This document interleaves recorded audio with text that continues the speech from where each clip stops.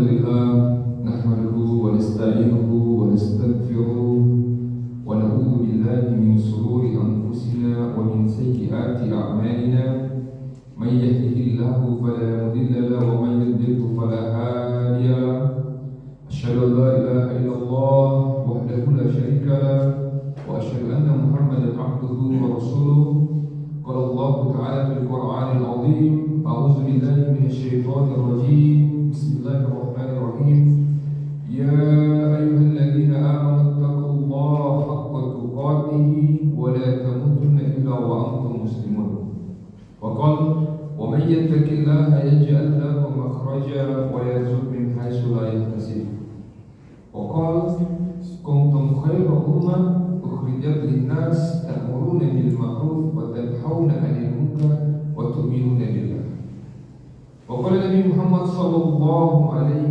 وسلم إذا عزمت أمة الدنيا نزلت منها هيبة الإسلام وإذا ترك الأمر بالمعروف والنهي عن المنكر حرمت بركة الوحي وإذا أسبت أمتي سقطت من عين الله وقال من رأى منكرا فليغيره بيده فإن لم يستطيع فبلسانه فإن لم يستطيع فبقلبه وذلك أضعف الإيمان صدق الله العظيم وصدق رسول الله الكريم.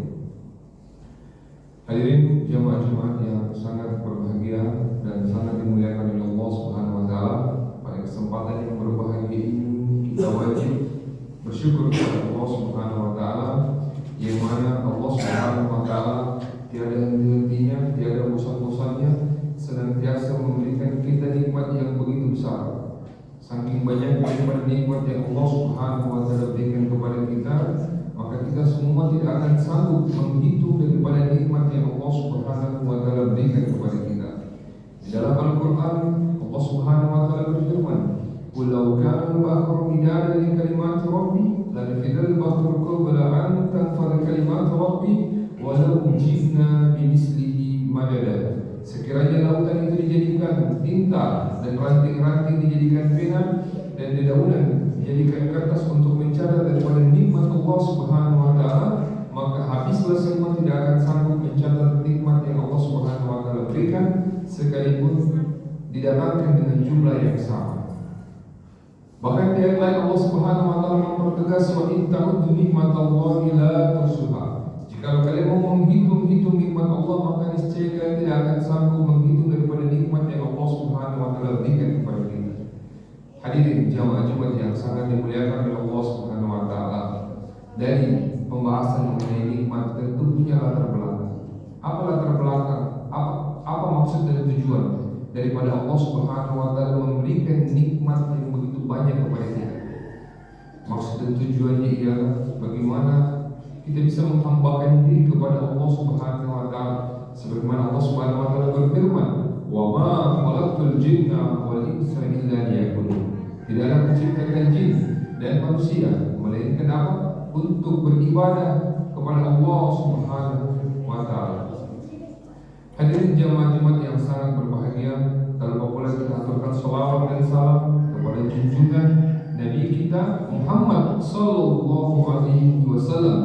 Karena berkat pengorbanan beliau, risau beliau, korban perasaan beliau, korban harta dan korban semuanya Rasulullah SAW korbankan agar bagaimana kita semua umat ini bisa merasakan yang namanya nikmat Islam. Bagaimana umat ini bisa taat kepada Allah Subhanahu wa taala. Jadi maka perlu kita berselawat kepada baginda Nabi Muhammad sallallahu alaihi wasallam. Karena Allah Subhanahu wa taala berfirman, "Innallaha wa malaikatahu yusholluna 'alan nabi ya ayyuhalladzina amanu shollu 'alaihi wa sallimu taslima." Allah Subhanahu wa taala dan para malaikat berselawat, "Ya ayyuhalladzina amanu shollu 'alaihi wa sallimu taslima." Maka berselawat kepada junjungan Nabi kita Muhammad sallallahu alaihi wasallam. Hadirin yang dimuliakan oleh Allah Subhanahu wa taala, tanpa pula saya selaku hati berwasiat kepada diri saya pribadi dan mengajak kepada seluruh jemaah, mari kita meningkatkan kualitas iman dan takwa kita kepada Allah Subhanahu wa taala. Karena hanya iman dan amal solelah yang akan membuat kita bahagia di dunia lebih-lebih di akhiratnya Allah Subhanahu wa taala. Hadirin jamaah Jumat yang sangat mulia oleh Allah Subhanahu wa taala, baru saja kita meninggalkan bulan suci Ramadan. Bagaimana bulan suci Ramadan kita jadikan bulan suci Ramadan, amalan-amalan di bulan suci Ramadan di luar daripada bulan suci Ramadan. Namun pada kesempatan yang berbahagia ini adalah judul ceramah saya ialah 4 fikir baginda Rasulullah Sallallahu Alaihi Wasallam. Hadirin yang dimuliakan oleh Allah Subhanahu Wa Taala, ketika kita menyatakan bahwa kita cinta kepada Nabi kita Muhammad Sallallahu Alaihi Wasallam, maka perlu ada pembuktian. Sebagaimana Nabi Sallallahu Alaihi Wasallam bersabda, "Man ahya sunnati, barang siapa yang menghidupkan sunnahku, faqad ahabbani, tandanya dia cinta kepadaku. Wa man ahabbani, barang siapa cinta kepadaku, dakhala jannah, maka bersamaku dalam surganya Allah Subhanahu wa taala." Hadirin yang dimuliakan oleh Allah Subhanahu wa taala, kalau orang menyatakan cinta kepada seseorang, maka gerak-gerik, perilaku, bahkan fikir pasti dia akan tiru. Sebagaimana seyogianya kalau kita laki-laki mencintai perempuan, bahkan hal-hal yang aneh, kucing peliharaannya, kita pun mencintai. Begitu pula kalau kita mau mencintai baginda Rasulullah SAW, maka kita harus menghidupkan daripada sunnah baginda Rasulullah SAW. Apa itu? Salah satunya memang tutup aurat, pakai jenggot, pakai gamis, pakai sunnah. Ini merupakan bentuk kecintaan kepada kita, kepada Nabi kita Muhammad SAW. Namun kita juga perlu mengikuti fikir. Jadi ada 4 fikir baginda Rasulullah SAW. Yang pertama ialah bagaimana umat ini bisa taat kepada Allah Subhanahu wa taala. Jadi ulama menyimpulkan dari sekian banyak fikir baginda Rasulullah SAW ada 4 poin besar. Yang pertama, bagaimana umat ini bisa taat kepada Allah Subhanahu wa taala. Dari sejak zaman Nabi sallallahu alaihi wasallam, bahkan Hamid sampai sebelum kiamat, bagaimana umat ini bisa taat kepada Allah Subhanahu wa taala. Sehingga beliau berpikir risau dan dia buktikan dengan pekerjaan dakwah keliling. Bahkan dikatakan oleh para ulama, apabila Rasulullah SAW dicat kakinya oleh tinta merah, maka seluruh di Jazirah Arab beliau keliling menyampaikan bagaimana la ilaha illallah tuflihun. Ucapkan la ilaha illallah, maka kalian akan selamat. Inilah fikir bagaimana Rasulullah SAW risau baginda Rasulullah SAW agar bagaimana umatnya bisa taat kepada Allah Subhanahu wa taala. Yang kedua, Rasulullah SAW juga berpikir bagaimana seluruh umat ini tidak hanya mengamalkan daripada agama di dalam kehidupannya, tetapi bagaimana Rasulullah SAW, umatnya yang telah mengamalkan daripada agama, dia mati mengucapkan la ilaha illallah, membawa agama sampai mati. Karena banyak cerita yang tadinya ulama tapi matinya kafir. Ini berbahaya.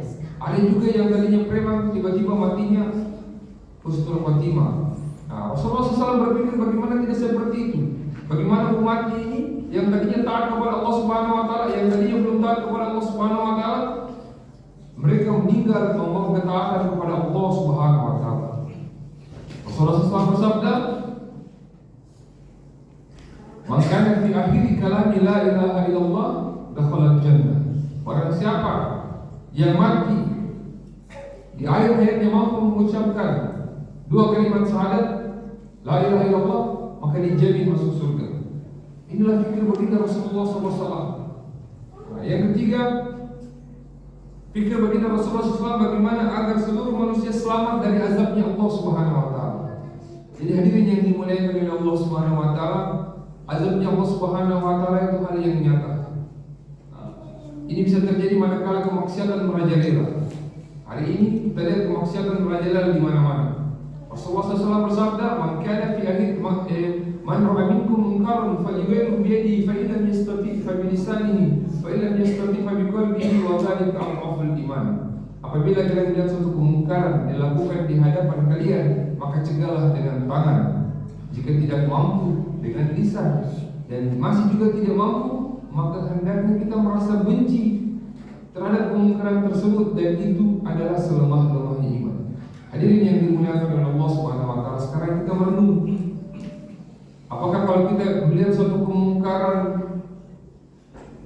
ada rasa sedih di dalam hati kita?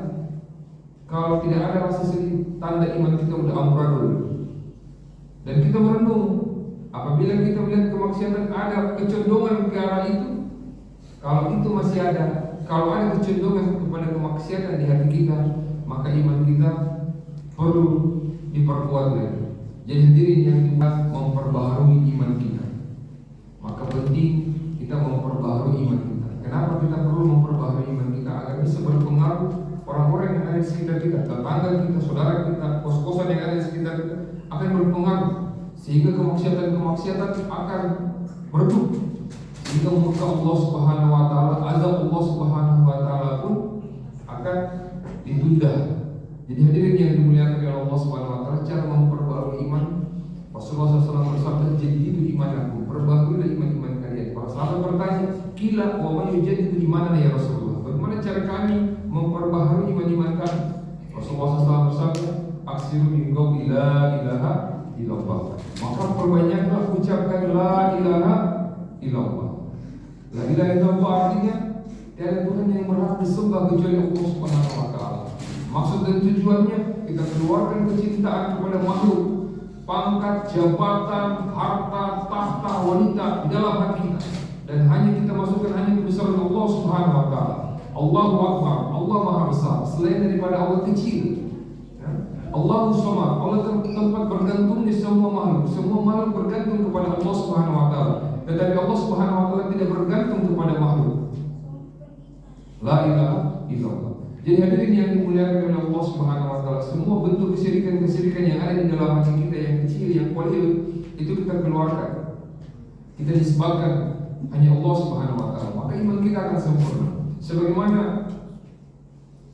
kita ketahui bersama di zaman Nabi Ibrahim alaihissalam, kita tahu api itu sifatnya membakar. Api itu membakar berhajat kepada Allah Subhanahu wa taala, tetapi Allah Subhanahu wa taala tidak berhajat kepada api untuk membakar. Dengan api bisa terbakar, tanpa api pun bisa terbakar. Sebagaimana kisah Nabi Ibrahim yang mana menjadi keselamatan bagi Nabi Ibrahim alaihissalam. Begitu pula air, kita ketahui bersama air itu sifatnya menenggelamkan. Air menenggelamkan berhajat kepada Allah Subhanahu wa taala, tetapi Allah Subhanahu wa taala tidak pernah berhajat kepada air untuk bisa menenggelamkan. Dengan air Allah bisa tenggelamkan, tanpa air pun Allah bisa tenggelamkan. Sebagaimana kisah dua di zaman Nabi Musa alaihissalam dan di zaman era modern di Palu, bukan air yang menenggelamkan, tapi bumi yang menenggelamkan. Bentuk-bentuk azabnya Allah Subhanahu wa taala manakala manusia tidak taat kepada Allah Subhanahu wa taala. Jadi hadirin yang dimuliakan Allah Subhanahu wa taala, itulah fikir bagaimana Rasulullah SAW yang ketiga, agar bagaimana umat manusia terhindar dari azabnya Allah Subhanahu wa taala. Fikir yang keempat, Rasulullah SAW berpikir bagaimana umatnya ini bisa menjadikan dakwah sebagai maksud dan tujuan hidup. Dakwah sebagai maksud dan tujuan hidup. Pertanyaannya, apa itu dakwah? Dakwah itu artinya mengajak kepada Allah Subhanahu wa taala, sehingga agama sempurna pada dirinya dan dirinya menjadi asbab hidayah kepada seluruh alam. Jadi hadirin yang dimuliakan oleh Allah Subhanahu wa taala, maka penting kita mendakwakan daripada agama. Bukan hanya lewat mimbar-mimbar.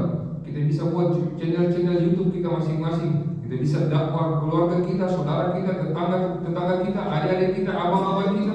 Bagaimana kita ajak, apa yang kita ajak taat kepada Allah. Amin. Allahumma ighfir lil muslimina wal muslimat wal mu'minina wal mu'minat al ahya'i minhum wal amwat. Allahumma ighfir ummati sayyidina Muhammad. Allahumma ansur ummati sayyidina Muhammad. Allahumma alfi baina qulubi ummati sayyidina Muhammad. Allahumma ba'ath fihim sultanan nasira ya qawiyyu ya matin ihdinas siratal zalimin la ilaha illa anta subhanaka inni kuntu minadh dhalimin. Allahumma la sahla illa ma ja'altahu sahla wa anta taj'alul hazana idza syi'ta sahla. Allahumma inni a'udzubika minal hammi wal hazani wa a'udzubika minal ajzi wal kasali wa a'udzubika minal jubni wal bukhli wa a'udzubika min ghalabati ad-dayn wa qahri ar-rijal. Allahumma inni as'aluka khayra kullihi ajilihi wa ajilihi ma alimna minhu wa ma lam na'lam wa a'udzubika min syarri kullihi ajilihi wa ajilihi ma alimna minhu wa ma lam na'lam. Rabbana hab lana min azwajina wa dhurriyyatina qurrata a'yun waj'alna lil muttaqina imama. Rabbana atina fid dunya hasanah wa fil akhirati hasanah wa qina adzaban nar. Subhana rabbika rabbil izzati amma yasifun wa salamun alal mursalin walhamdulillahi rabbil alamin. Ibadallah, inna Allah ya'muru bil adli wal ihsan wa ita'i dzil qurba wa yanha 'anil fahsya'i wal munkari wal baghi ya'idzukum la'allakum tadhakkarun fadhkuruni azkurkum wa la dzikrullahi akbar wallahu ya'lamu ma tasna'un. Aqimus shalah.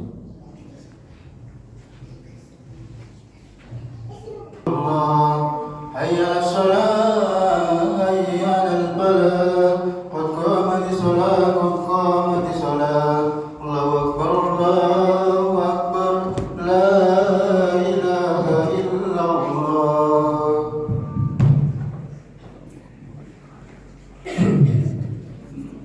Stop.